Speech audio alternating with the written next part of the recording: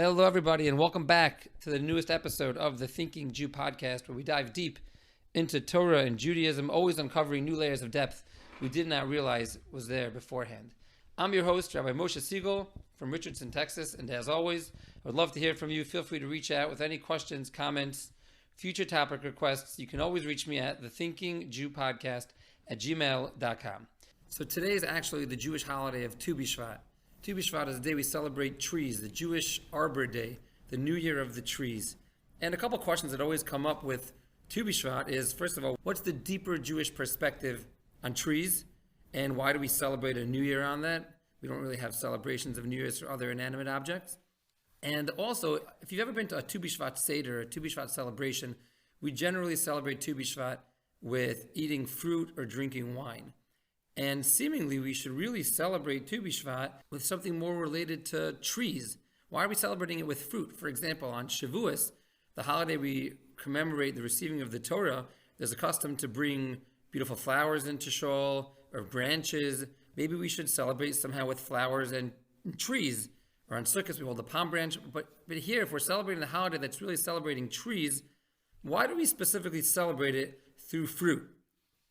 So I want to take, for the next couple of minutes today, I want to take you on this journey of one of my favorite concepts, really a beautiful idea on what a fruit is and what a fruit symbolizes in Judaism. And it's really expressive of a beautiful idea that's really all-encompassing of the Jewish role in life in general. So let's get started. I want to bring it out through a parable. Imagine you grew up in a city that was like all concrete. You didn't have any trees around. You didn't have anything green around. You grew up in a completely man-made concrete area. And the only knowledge you had of fruit was by going through the fruit store. And in the fruit store, you would see beautiful red apples, beautiful yellow lemons, purple grapes. But all of these fruit, they just existed in the fruit store. And one day you asked your parent, your friend, and you asked you asked your mother, where do all of these fruit come from? So your mom tells you there's something called a tree.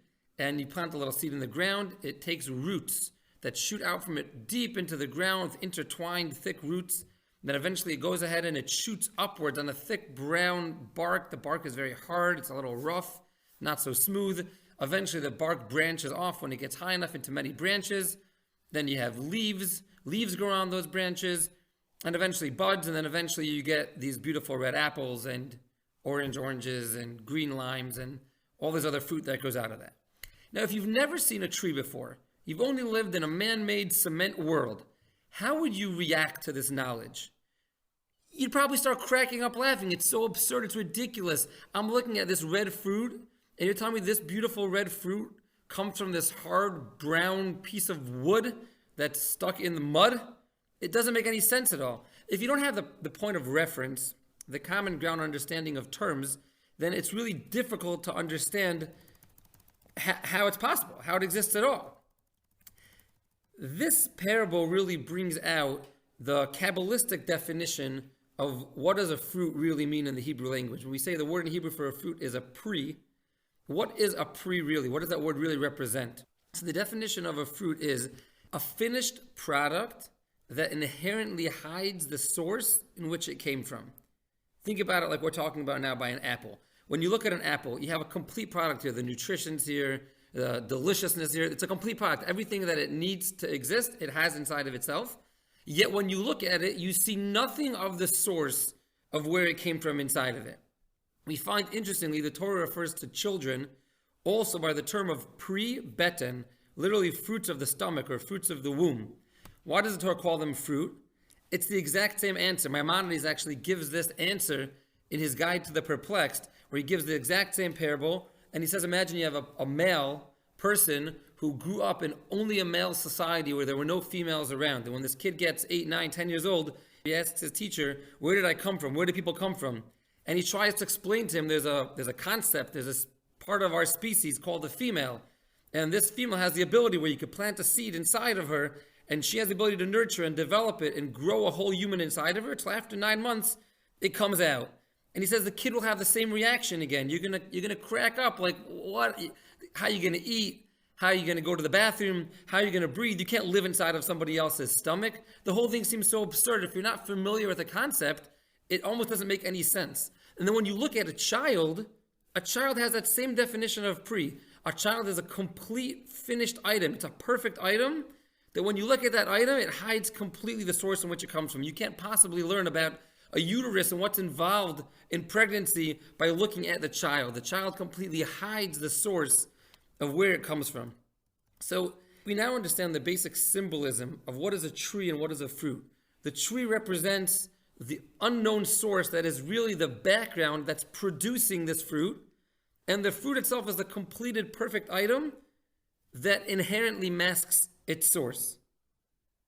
So now let's go one step deeper and look at the first place in the Torah where it discusses trees and fruit, and we'll find a beautiful idea expressed here that we can really apply to our whole world.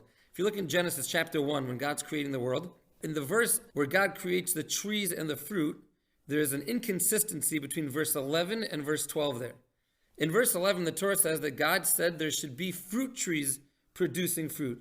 Eitz pri osa pri, a fruit tree producing fruit.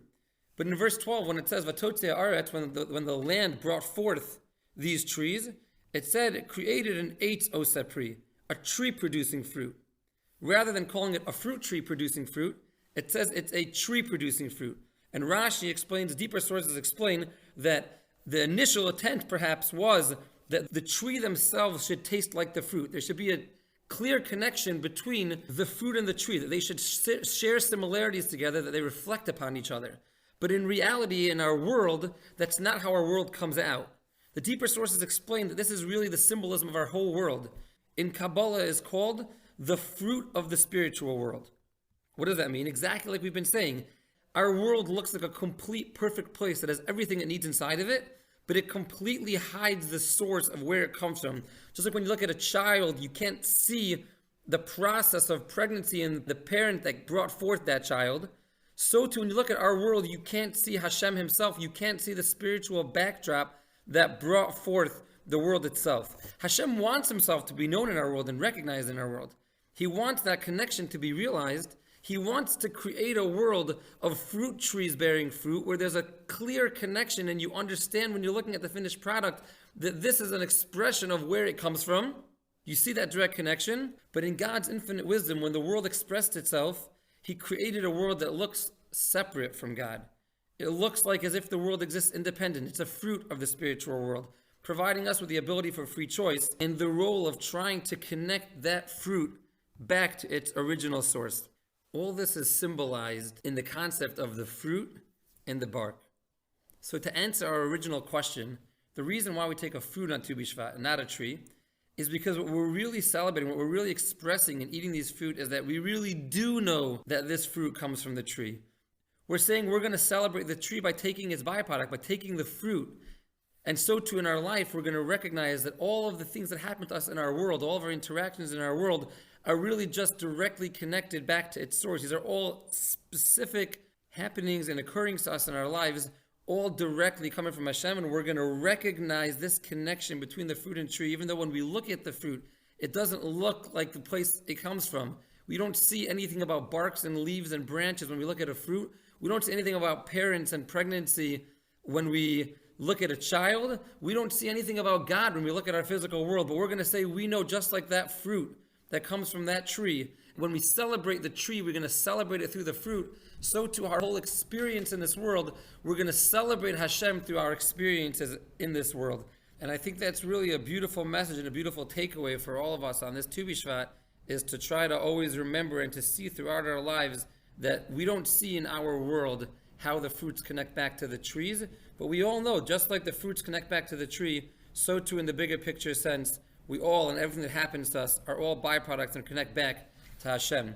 Just end off with this last fascinating thought. The Talmud teaches us that when Mashiach comes, we're going to revert back to a world of Genesis chapter 1 verse 11, in which it's going to be a world of fruit trees bearing fruit, where the bark itself and the fruit itself will share the same flavor, where we'll see that direct connection. And I think the deeper meaning of what that Talmud means to say is that when Mashiach comes, we'll see a clarity in the world.